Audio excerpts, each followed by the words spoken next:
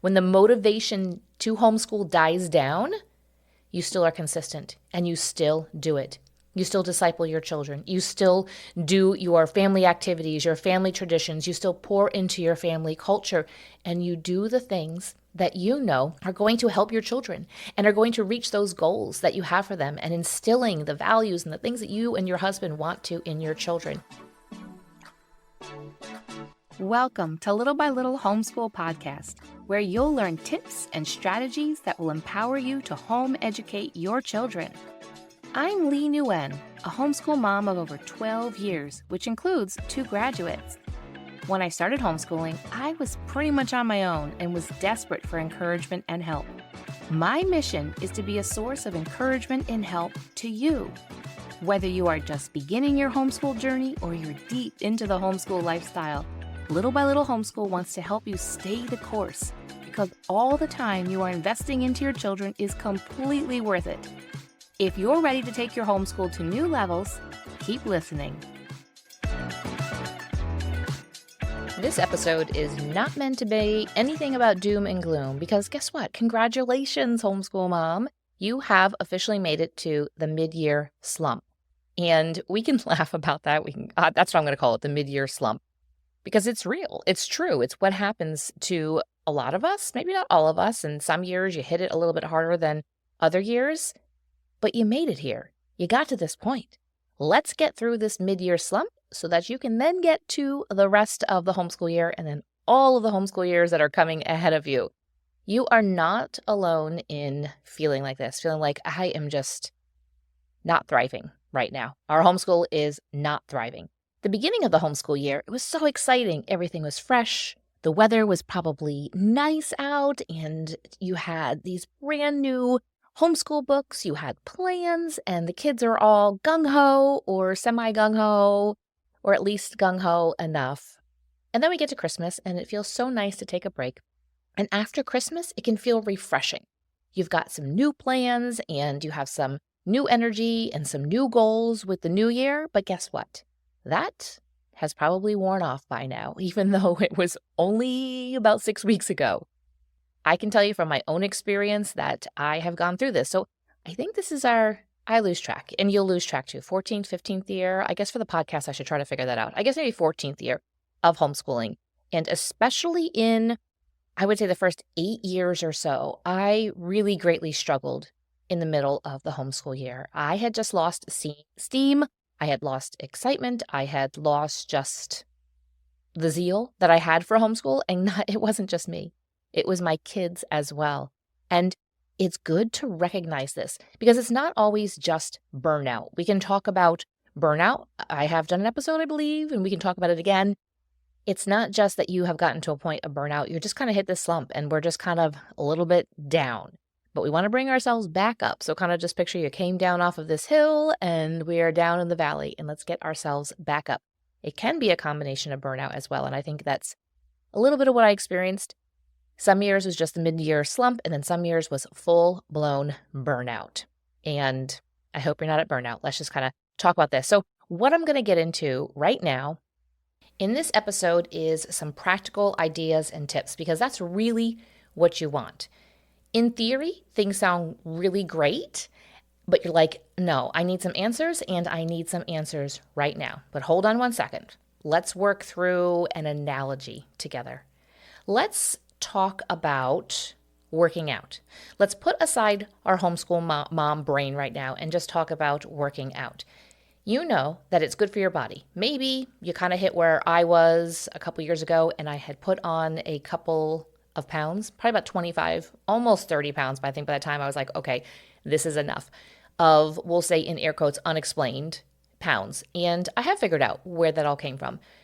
But I put that on, and finally I got to the point I was like, I can't do this anymore. I am feeling sluggish. I can't move and do the things that I want to do. My clothing doesn't fit, and I'm just not feeling healthy. And so part of it was working out. Isn't it easy to put on that weight? It's so much harder and takes a lot longer to take it off. And in the beginning, you probably feel like this too. I was excited. I was like, yes, this is going to be the answer. This is going to get me to where I want to be. I want to lose these pounds, but then also came to the realization, I also want to be healthy. I want to feel stronger. I want to work on my balance and my flexibility. And there was just so much that was along with it. But in the beginning, I was like, okay, I just want to take this weight off. And that was what motivated me. That was what got me to start working out. And that is what helped me in the very beginning. But guess what? It gets hard, doesn't it? I mean, obviously just the working out is hard. And if it's not hard, you're probably needing to do something a little bit harder. You need to make it harder in order to force those changes on your body and your muscles to get stronger. And it gets really hard. But that is when the difference is made. When not only is the actual exercising hard, but it gets hard to actually fit that into your day. You can create a habit, right? We can create a habit and it's going really well and then just gets thrown off. Maybe you weren't feeling well for a couple days or just had a crazy week and it just didn't quite fit in, and we can fall off of that habit so easily. But knowing that you need to get back into it, and it can be hard to start again. But with the working out, it gets hard, but the hard part is when the difference is actually made. It's the consistency. Little by little, consistency is what makes the difference. It's what gets you to the point where those jeans were too tight, and now they're starting to feel just right. It's the little things. It's the time that you spend on eating nourishing food and saying no to some food that you know is just not going to help you, or saying no to eating too much of that food and saying, yes, I'm going to work out, as opposed to doing something that's not going to necessarily help you reach your health goals. Nobody's going to know. Really? I mean, okay, maybe your family might know, but most likely they're not going to say anything. In my house, if I skipped working out for too long, I don't know, I think one of my boys might eventually kind of say something, or not like in a rude way, but just in a way of like, hey, you want to come work out with me? More so kind of thing, because they can see what it does and they can see how proud I am of the strength that I have gained and the, little bitty mommy muscles that I have. And they might say something, but when they start, if I take some time off and then I get back into it, they're like, hey, it sounds like you had a good workout. And so they kind of encourage me in that kind of way. So they kind of notice, but I feel like my husband's like, I'm not going to say anything. But even in a workout, nobody knows the effort you're putting into it except you. Nobody knows if you are putting 100% into it or not. Now, you might have a trainer that has been working with you and will notice that you're not putting 100% effort into it because they know you, or some type of workout partner. But nobody is necessarily going to know whether you are sticking to your goals or not, because everybody else has their own lives as well. But you're going to know. And it is that consistency over time, little by little, that helps you to grow that strength and helps you to be able to feel better about yourself and to get to a place of better health. So you're like, what does this have to do with homeschool and the mid-year slump? Okay, this is what it has to do. It is that consistency, that little by little. That's why I've named this little by little homeschool, because you don't homeschool and get to the goals and get to the end result of homeschooling in one day or in one massive big leap. No, it's just little by little. It's that consistency. When the motivation to homeschool dies down, you still are consistent and you still do it. You still disciple your children. You still do your family activities, your family traditions. You still pour into your family culture, and you do the things that you know are going to help your children and are going to reach those goals that you have for them, and instilling the values and the things that you and your husband want to in your children. It is by doing it, as the Bible verse, as we walk on the way, sitting and lying down, you know what I'm talking about. I probably should have looked that up. It just popped into my head right now. But it's a common verse. Most people use it to talk about homeschool and like the fact that you should homeschool. This is what the Bible says. But either way, whether it has to do with homeschool or not, we need to consistently be pouring into our kids. If you want your children to leave your home someday with a biblical worldview, it doesn't happen when they turn 18. It happens when they were really little and you started talking about it and you've talked about it all the way through. So when it comes to homeschool, we get to this mid-year slump.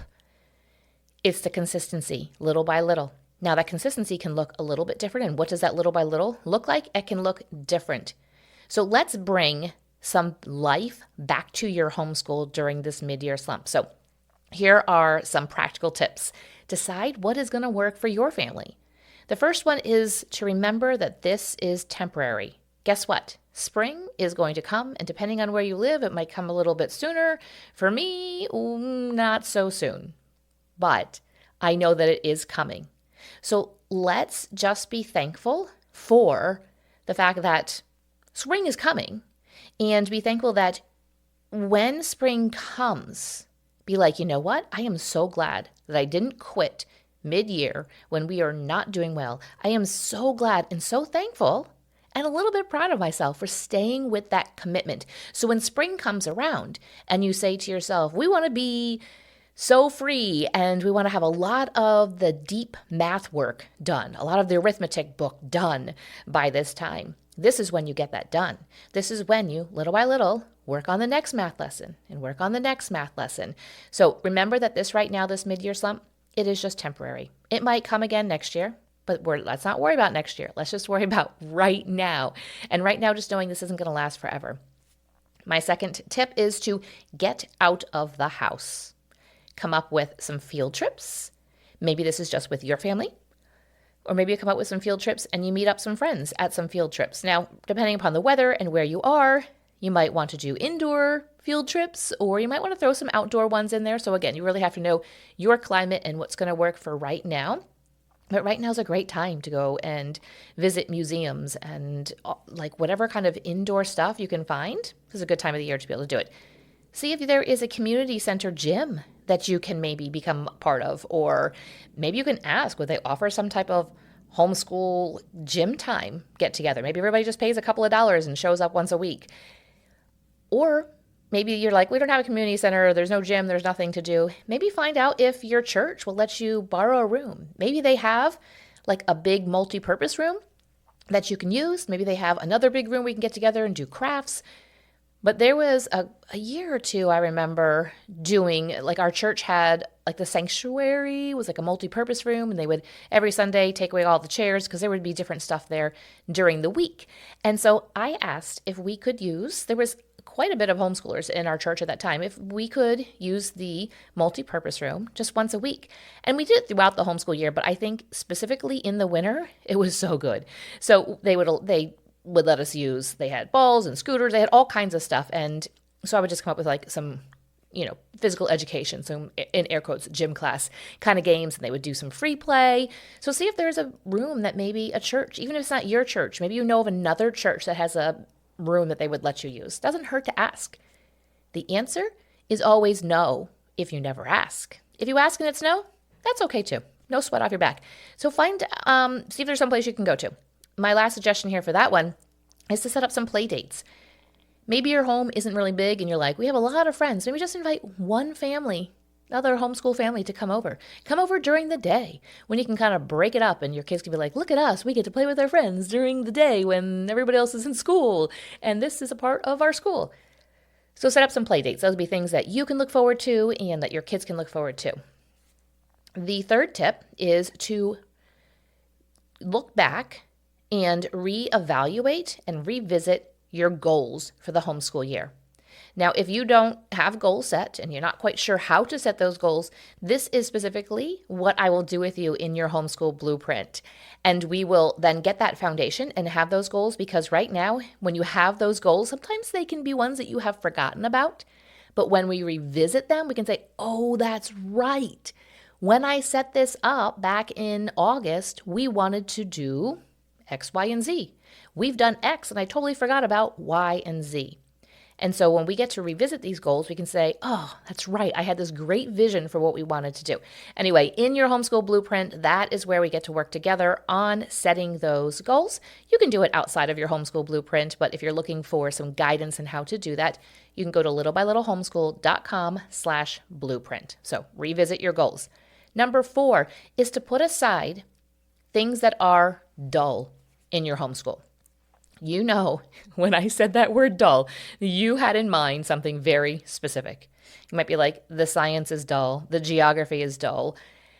And let me add a disclaimer here. If the math or reading is dull, I don't want you necessarily just to completely put that aside. Maybe that just needs to be refreshed, or maybe you need to find a new curriculum. But when it comes to some of the extras, maybe it's geography that is just dull, put it aside. There's no hurt, no harm, no foul on putting aside the geography. So put aside what is dull and pick up something that's going to give you guys some life. It's going to add some fun. This might be one of your goals. You might say, oh, let's put aside the boring and dull geography and let's work towards a certain goal. I had forgotten that I wanted to do some type of composer study or introduce my kids to certain music, or I wanted to do a couple of tea times, or we wanted to do some specific art projects. Do those instead of the dull and boring curriculum that is just kind of probably adding to your mid-year slump. So what could be exciting? Maybe you're like, well, I don't really necessarily have goals that we haven't met that are exciting. You can look into maybe doing a unit study. It could be something that is about the winter. You could do a unit study then that's going to tie in some science and read some books. And I think when we just kind of cozy in and just accept the fact that it's winter and it's cold, then we can feel better about it. I have noticed for myself that when I have shifted that mindset, when I have changed my mind on the perspective of this time, so much has changed. My attitude has changed, and I don't need as much sleep, because the winter is kind of a time where we can kind of hibernate a little bit and get some more sleep, but I don't need the hours. I'm not as tired. I'm not as lethargic about it because my mind has changed on my perspective of when it comes to the winter. So maybe find some type of fun unit study, maybe change up the books that you're reading. Maybe there's just some other resource that you have come along and found, and you're like, let's do that instead. So put aside the dull stuff and replace it with something that is going to add a little bit more fun. And it might be something that only takes you a couple weeks to do, or maybe just until the spring, and you might never pick up that dull geography again this homeschool year, and that's okay too. All right, real quick, I've got 3 more tips. You could possibly change, if you're doing 5 days a week of homeschool, maybe change to a 4-day a week homeschool. You're like, what? I can do that? Yeah, absolutely, you can do that. Now, that 5th day, you could be like, you know what, we're just going to completely take off. I'm going to let the kids play, and we're just going to chill out, or you're going to let them play, and you're going to get some projects or some fun things, or just relax yourself. However you want to do that day, you can. Or you could tie in that day number 5 to my second tip, which was to get out of the house and to maybe, find some gym to get to, or field trips, or going to do some play dates, or maybe it's not quite out of the house, maybe do some play dates at your house. But change it up to 4 days a week so that maybe you aren't feeling like 5 days a week is just really getting me in a slump. But maybe you had one day you're like, okay, yeah, a little bit of a free day. And maybe you're like, I don't know that I can do 4 days straight right now and then take Friday off. Why don't you do Monday and Tuesday, take off Wednesday, and then do Thursday and Friday, and then you have off on Saturday and Sunday? What? Did I just blow your mind? That sounds like fun, right? Do it. If that sounds like a fun thing, go and do it.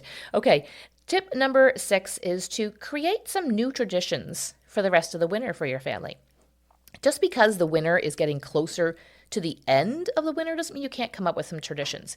Maybe it means eating dinner by some candlelight, or at least maybe kind of dimming some of the lights and having candlelight. Maybe it means that after dinner, we get cleaned up and the kitchen's cleaned up and everybody gets in their pajamas and we cuddle around the fire and we all maybe read quietly on our own, or we do a read aloud.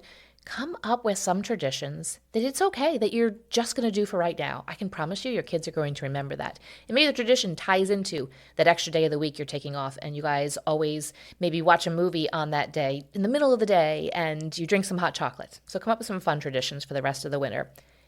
Number 7, this tip is just for you, the homeschool mom, but get together with a friend, a couple of friends. Get it on the calendar. See how often they can get together. It's not usually always every week. I know that's hard to do.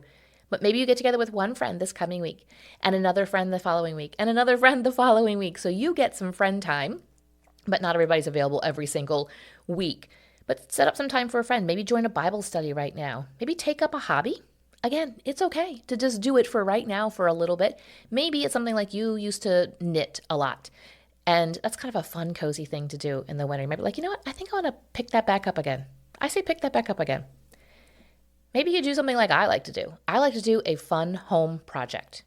maybe like, I don't really know something to do, or I need something budget friendly, go to the thrift store and see if you can find something. Maybe it's like a shelf or it's, I don't know, something. And you're like, let me give this new life. Where can I add this to my house? Or maybe go and find some frames. Again, I love to find picture frames at the thrift store, and then I will repaint the frames if they're not the colors that I want, and then add some pictures.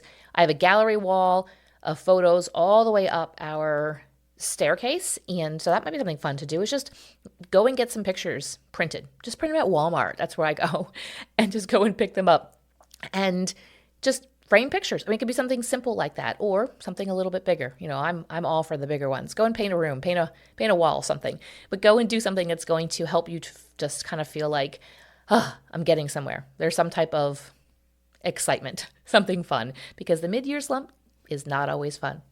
If you have enjoyed some of these tips and some of these things, I do share a weekly newsletter that pops right into your email inbox. I'll share things like some of my favorite curriculum. I'll share a little bit about our homeschool and what we have done this week. I have every week there's maybe like a different highlight of a thing. Sometimes I'll share read alouds. I'll share something that is completely unrelated to homeschool, just for moms. I might share books that are specifically for homeschool moms to read. And it's just kind of a fun way for me just to kind of share with you, and you just kind of get a little bit more, a little bit of a glimpse behind the scenes, even behind the podcast, and just hearing about our homeschool. The link is going to be in the show notes. I'd love to be able to pop into your inbox. But friend, this mid-year slump will not last forever. I absolutely promise you that. And I'd love to hear about whatever of these tips and tricks that you apply and how it makes you feel.